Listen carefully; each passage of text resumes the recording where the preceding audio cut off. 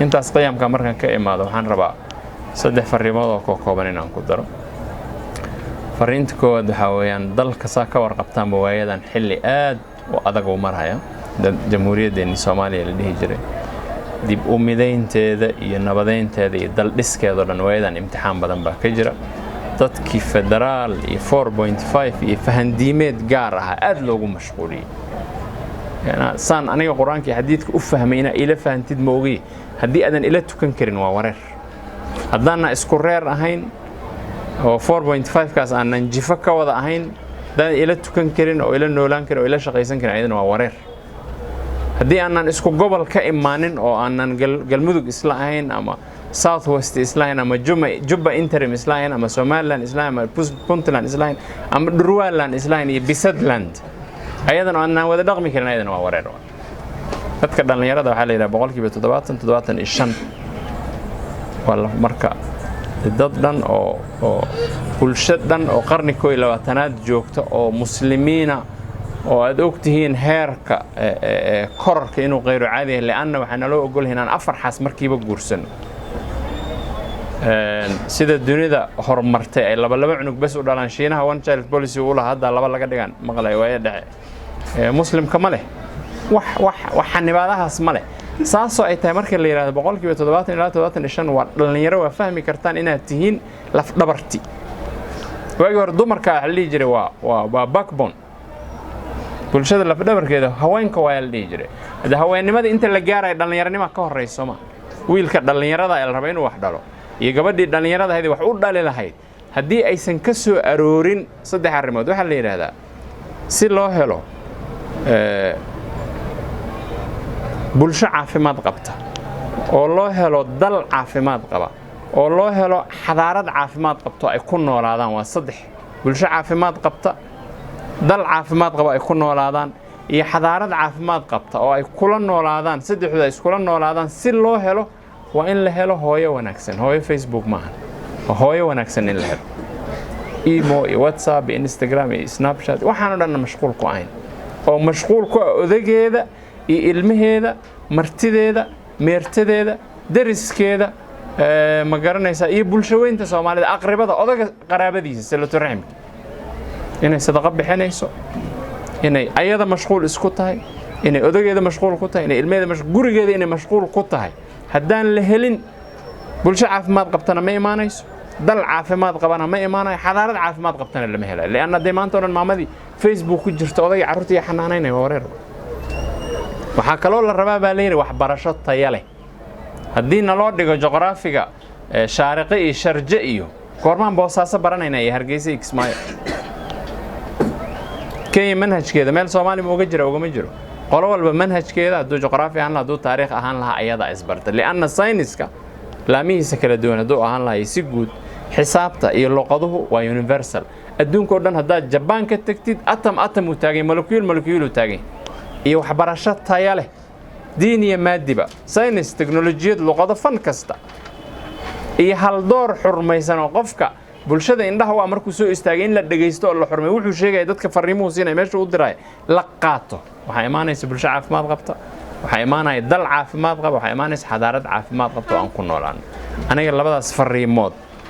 hal iga qaado hadii ilaahay raad fariinta saddexaad waxa weeyaan oo aan jeclaan lahaa kulan kale oo kan ka weyn uga faa'iideysto waayadan dambe waxaa jira cudur la yiraahdo HIV and AIDS dhalinyarada iyo waxyaabaha ay mashquulka ku yihiin aaladahan tirada badan apps la yiraahdaa 10 app 20 app 30 app adi shaqo kale ma lihid miya marka marba meel ku jeesanaysid goorma tukanaysaa goorma wax cunaysaa goorma isnadiifinaysaa qubaysanaysaa suuli gelaysaa goorma cadayn goorma shanaysanaysaa goorma walaalaha kaayar u naxariisanaysaa kuwa ka waaweyn iyo waalidka goorma xurmaynaysaa aqribadaada goorma xiriirinaysaa saaxiibada goorma waqti u helaysaa goorma wax baranaysaa diin iyo maadiba ilaahay subhanahu wa ta'ala xiriirka kala dhaxay goorma gudanaysaa kam bulshada kala dhaxay goorma gudanaysaa kam bi'ada kala dhaxay goorma gudanaysaa laana faral ayn kaliya lama bartay faral kifaayana wuu jira qolof moos halkaas ku dhacay inaa qaadido dustbinka ku sii ridida la raba haddaan marna Facebook ku jirtid marna imo aadid mar WhatsApp aadid mar Viber aadid mar Instagram aadid goorma soo jeesanaysaa dhalinyarada apps kan tirada badan waxay keeneen إن حجابك رجع يدمر كوكل جري أو إلهي أو كاني وماشى كبح فضال لأن خلوة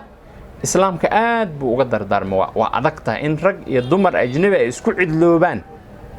وإسكوع اللوبان وخطر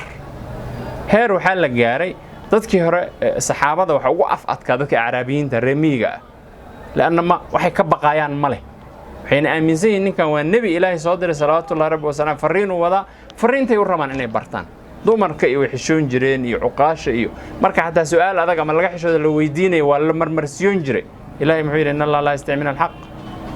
Ilaahay xaq kama xishoodo wax kasta oo diintaada ku saabsan waa inaad weydiisid fasalu ahla dhikri in kuntum la ta'lamuun حليل النبي الله دماشيغا كورن markaas yiri dumaashigu waaba moot asaga u sii daran meel marka gabadha ninkeeda la dhashay aysan ku cidloon karin nin kale ajnabi xagee jooga abiis ha waysa kama jabiyo laakiin walaalkiis maya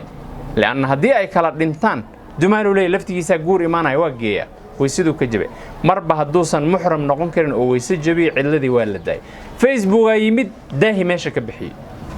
wala sheekaysana maxay dhaantaa inaad qol ku wada jirtaan kaligiin ina qolkan yar kaligiin ku wada jirtaan ina hatta isu furataan kaamirada shaashada oo la isfiirsado la sheekaysto gabadha qoorteeda qaawanta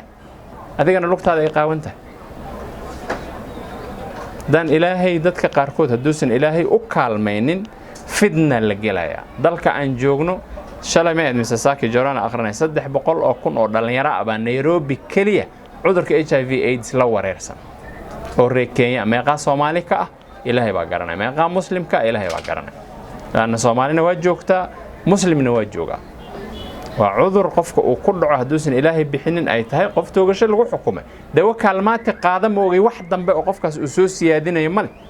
wax productivity oo dambe uu soo siyaadinayo male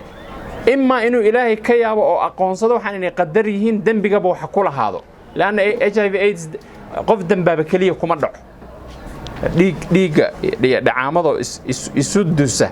bay ku xiran tahay irbad qof kale lagu duraa ka qaadi kartaa meel dhaawac ka ahayd qof dhaawac dhiigiisu aad qaadi kartaa inaad dambi raadsatid bay ku iman kartaa adiga laftigaaga aad raadsatid bay ku iman kartaa waxay ku iman kartaa in kas lagu mishimo dad isguursado xalaal isku guursado aan isbaarin ba sidaas ku kala qaada ayagoon is ogeyn xataa inay qabaan oo aysan ka ahayn kaale isku daarta bay xataa iman kartaa لكن هدي أوسن تحدر جرين وإيمانيا ويذا نحكم دي سيدا هذا علماء ساينس كقران مسلمين تأكد دودا إنه يعذر لو قلت لقلي أو الرجال بيت كدجين أو لو قلت لقلي إن دنيا سو كوريسا لو كلا يري كانسر إلى هذا الدواء ولا أي تي بي ده ما هيكون تمجير منين وسمينا كدبنا أي فكت بكتيريا فكت تي بي وان دلنيرة يوحنا الرباع إلهي سبحانه وتعالى نبي وحيري صلوات الله ربي وسلام عليه وصلى نقض آياتي نبي وحيري هدي أيسان أهين توحيدك هي سلة الرحمك وحريرين تقرابة هي صدقة عد بحسان هدي أهين ومت محمد وحي قلب سدين قعنت الله وشو بالهاوير حسابت انت لسوكين لا قيامة بالإسلام سوكين لكن إلهي محمد نقول دينا سبحانه توحيدك قرابة عن حريرين هي صدقة Soomaaliya hadda saddexaas ay ku noosho waa hore dhul gariir ka dhicilaa laana joorfalkii 28 sano ka hor bilowday toban laabkiisa hadda socda wax lagu dilay ma taqaanid indheergaradka la leenaya wadaniga la leenaya wadaadka la leenaya qof kasta oo bulshada u soo kicilaa oo horumarkeeda ka shaqeyn la baa la leen yaa dilay ma dawladda ma mucaaradka ma arsenalba ma ajaanibba yaa yaqaan lama yaqaan haddaan marka la noqonin oo ilaahay loo noqonin fafirru ila Allah haddaan ilaahay loo noqonin subhanahu oon xagga laga soo bilaabanin xiriirka in la soo sameeyo community development wax la yiraahdo iyo midna kama fikri karo intaasaan rabaa inaan maanta idinku biiriyo aad u mahadsantiin assalaamu calaykum waraxmatullaahi subhanahu wa ta'ala barakatuh